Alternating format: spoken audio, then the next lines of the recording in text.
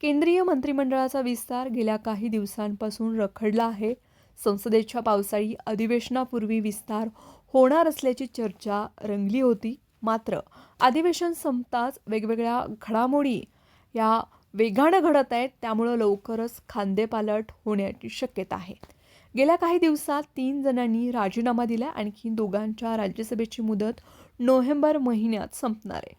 मंत्रिमंडळात मोठे फेरबदल करत असताना काही जणांना वगळलं जाण्याची शक्यता आहे, तर काही मंत्र्यांकडे असलेली अतिमहत्त्वाची खाती कमी करून त्यांच्याकडे कमी महत्त्वाची खाती दिली जाण्याची शक्यता आहे.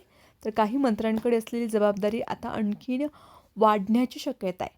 त्यातच असलेल्या विस्तारात एकनाथ शिंदे यांच्या शिवसेनेला संधी दिली जाणार आहे, तर द्रुमुक आणि राष्ट्रवादी काँग्रेसला संधी ही दिली जाणार का याची उत्सुकता शिगेला पोहोचली आहे.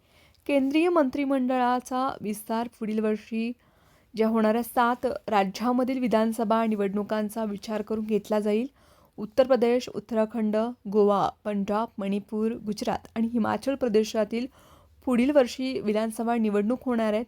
उत्तर प्रदेशमधील निवडणुकांचा विचार करता उपमुख्यमंत्री ब्रजेश पाठक किंवा केशवप्रसाद मौर्य यांच्यापैकी एकाला केंद्रात संधी मिळू शकते अशी चर्चा सुरू आहे. तर दुसरीकडे अमरपाल मौर्य यांना ओबीसी मोर्चाची जबाबदारी देण्यात आल्यानंतर आता सध्या केंद्रात मंत्रिपदासाठी केशवप्रसाद मौर्य यांच्या नावाची जोरदार चर्चा आहे. तर दुसरीकडे केशवप्रसाद मौर्य यांना ब्रजेश पाठक यांचा देखील पर्याय आहे.